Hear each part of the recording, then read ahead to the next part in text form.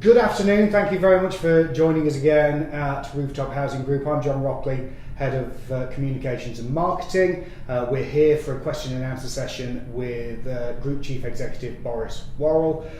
If you have any questions for Boris, please do send them through. We'll be answering those. If you have specific cases that you want to talk about, this probably isn't that forum, but we will give you details about how you can get in contact with people.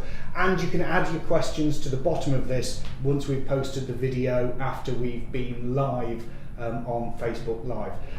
What we're here to do is give an update from the board meeting that happened on Wednesday, yesterday. Boris, the board meeting happened Wednesday. We've got a lot to discuss in that, so where do you want to start? Okay, well, thank you for anyone who's logged on to tune in. It's good to have you with us.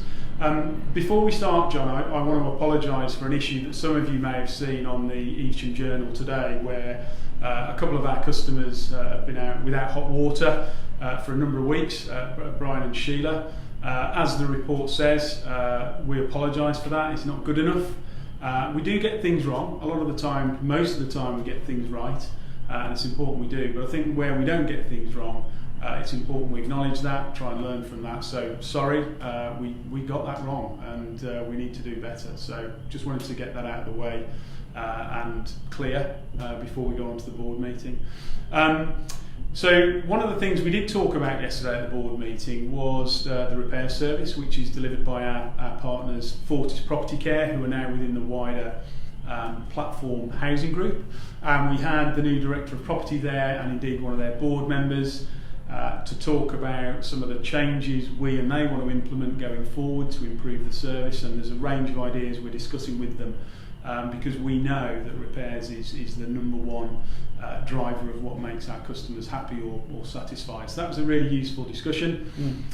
We've put in a lot of work over the last couple of years to that relationship and making sure that the guys and women on the ground delivering the service to our customers do a good job, and more to come on that. So it's good to have those senior people in the room with our board, kind of looking in the whites of each other's eyes to talk about how we move things forward. Another really important piece of information we had and discussion we had was about something we call the customer voice, which is a new report that we get through to the board every time. And what that looks at is what's the work we're doing in local communities, what are our neighbourhood officers picking up on their local patches, and we've got smaller patches with much greater ownership from those neighbourhood officers. And also we've started doing better analysis around why are people unhappy or not satisfied. A couple of the main areas at the moment that we need to look into more that we heard at the board yesterday were sort of service charges and sort of communication issues, particularly around repairs. So that's something we'll be picking up over the next couple of weeks and doing more work on understanding. Some customers might have already experienced that we're starting to phone up people on a sort of dip sample basis, where we know they're either very happy with the service or very unhappy with the service, to understand why that is. So if people are getting random calls, that's because we're trying to get underneath what we need to do to drive up satisfaction levels. And what you might not know is because you might not have been called about this, is that we survey constantly. Yeah, we're constantly surveying all of our customers, and that's the sort of thing that then informs our customer satisfaction ratings, and it's quite a big part of how we judge ourselves. It is. It's really important, and it's monitored at an exec level. In fact, I was looking at the figures for a raft of things this morning, including satisfaction with repairs, general satisfaction. We've got exec team tomorrow, and I've asked the head of service who looks after that information to come prepared to explain to exec what do we know and what are we doing, which is the most important thing to get those scores up to the sort of 90% level, which is where we want them to be. They're not too bad. They're in the high 80s at the moment. But we want to be an organisation where at least 9 out of 10 customers are satisfied and happy with the service. And of course, just very briefly, exec team, that's the directors. Yeah. That's the directors of all the various areas. Yeah. So it's a small number of basically the people who run the organisation. Yeah, absolutely. Yeah. So what else was going on in the board meeting? So we've had the same sort of IT system, if you like, for around about 20 years, I think, and we're upgrading that system in a very big way over the summer. So the aim is by July to launch what we call a new housing management system. That will make it, I recently tested, as you know, John, our online service for customers. Daisy Hallford, one of our Resident Excellent panel members, took me through the login, and I sat with her and experienced what it was like to use that service from a customer point of view. And as we discussed, it's a bit clunky. It works, it does the basics, but we need to provide a digital interface and a much better customer service online than we do now. So we talked about where the project was to deliver that new service, and with that is going to be a new website, I think, as well, and making that more customer friendly. So we had an update on that. It's a really big project for us. That's why at the moment the office is closed on Wednesday afternoon. We had everybody in there training, so they're getting used to using the new service. So really good to see that that's progressing well. Lots to do. That'll be a big thing for our customers and a big thing for Rooftop when it goes live. Yeah, because this isn't just something that we want to do. This isn't just we fancied a new housing management system. This is an absolute must-have. Yeah, because we just won't be able to serve people in the way people need to be served in the future. Yeah, absolutely. So we're running on a 20-year-old system. You know, nobody in their private life, I suspect, is used to that sort of level of relatively rudimentary system. This is about upgrading our online platforms to the kind of things that you, I and our customers are using in other transactions. So it's important to our customers, it's important to our business. A couple of other updates. So we had a good report on the impact of universal credit and welfare reform, which is rolling out across our patch at the moment. I spent some time on the phone in December, phoning customers along with other volunteering staff, just to make sure people are aware of what it means for you if universal credit is either coming your way or your circumstances change, because it is quite significant. We had a report on how that rollout was going, how are customers doing, are people still able to pay the rent and all of that sort of stuff. The good news is I think all the work we put in over the last 3, 6, 9, 12 months has meant our customers are generally prepared. If you're not, get in touch, we can come and see you, we can phone you, we can send you literature. We're here to help you get what you need from that system and make sure you can get to grips with it. Don't forget, just on that point as well, that we still on our Facebook page still have the 2 webinar sort of live Facebook that Tiffany Harvey, our income manager, did, and there's got loads of information in that. I mean, they've been viewed, hundreds of thousands of times. Yeah. There's really, really great information there. Just scroll down on our Facebook page and you'll find those. Sorry, I just thought I'd throw that out as well. Yeah, and the final sort of big item that we had the board yesterday was a proposal to redevelop a site in Pershore overlooking the sort of the Abbey. It's an old, what we call sheltered scheme, which has kind of surpassed its normal kind of quality lifespan. Really, it needs replacing. Some of you may have heard about Cherry Orchard in Pershore, the extra care scheme we opened there recently, which is a fantastic place, really good.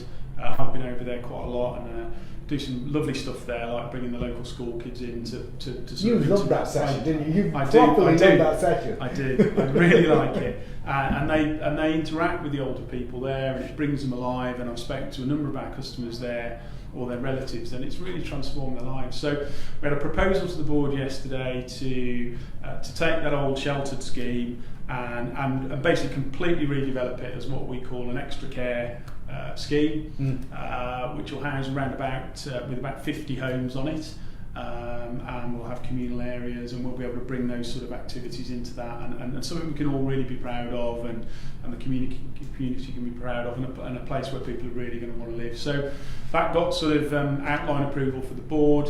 We're just going through the sort of the planning process at the moment, and hopefully more news on that soon. So those are the key items. So lots going on here as ever. I think the board and I have a growing focus, quite rightly, on sort of customer views and customer requirements and where customers aren't happy. And the article this morning is today is an example of that.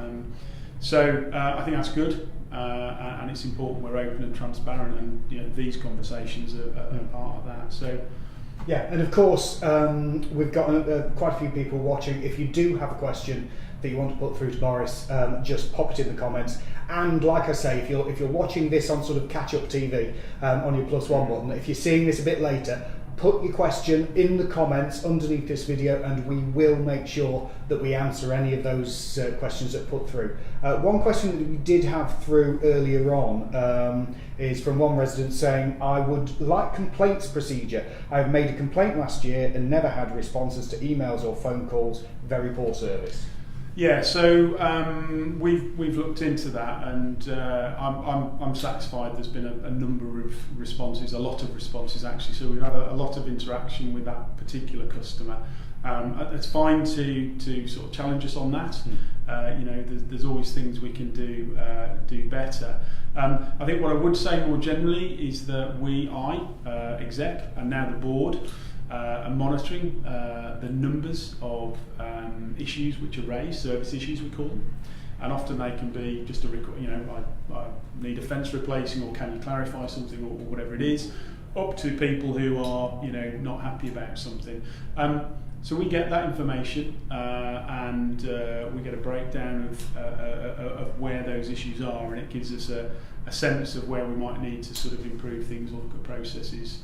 And all of that sort of stuff. So culturally, we need to be an organisation where we're open to feedback, and where we see complaints, we don't hide it, and where we make mistakes, we don't hide it. We get on and fix it. That's what's important. So no worries with the challenge there. But actually, I'm very happy that, having looked into it, we've done the right thing on that. And it's interesting actually that one thing that we have had. I know I've done Facebook videos on this in the past. If you do have an issue with the organisation, if you have got a complaint that you want to make, please tell us about it.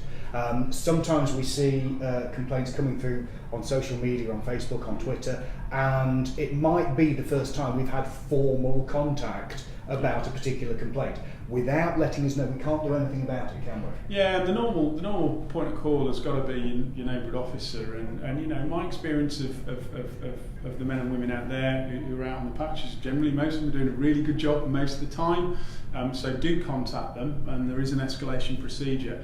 I think the other thing to say is that we've had a look at the complaints process. And some of you might know that government has published a green paper, a discussion document about social housing, and one of the things in there is asking us to think about, to what extent are our complaints processes and procedures sort of user friendly, and how many stages are there, and all of that. So we're having a look at that, and we've got a proposal we're looking at and going to test with customers about how we might make the process a bit simpler. The other thing while we're on is that I'm part of a group of housing associations looking at holding a tenants or a customer summit, probably in the spring, to bring together tenants from across the wider Midlands region and look at some of the issues in that housing green paper, because it's really important we get customer voices through on that. So we'll really want some rooftop customers to come along. I've got a meeting on that tomorrow, and hopefully we'll be able to get something out in the next month or so with the date, and or make sure we get some rooftop customers to express their views on things like how complaints are dealt with, right through to something I'm quite passionate about, which is a sort of perception of stigma around social housing. I mean, some of my immediate family are in housing association houses. If there is stigma out there, we need to tackle it. And one of the things you and I, John, have talked about is, and we do it well, I think, is how we get the stories of local people and communities out through them, not necessarily through us, because they're the best advocates of the things that are happening in the local areas around here. And it's not all about us? No, it isn't. No, we're just providing the houses and some extra services, and it's about people living their lives and getting on with it, isn't it, really? Brilliant. We've come to the end of our time. Like I say, if you have any questions that you want to put through to Boris, just pop them on the comments underneath, and then we'll get to those when they come through. This will stay on our Facebook page, and March boards? Yeah, so there's a board meeting in the first week of March, so we'll do either directly after the board meeting or the next day. Yeah. And in terms of questions or observations, I mean, I'm really happy and interested actually in what people think about anything to do with rooftop or social housing. So, just send them in. We'll have a look. It's good to get people's views. It doesn't have to be about your specific situation, although that's fine. Just talk to us. Yeah, brilliant. All Boris, right, thank you very much.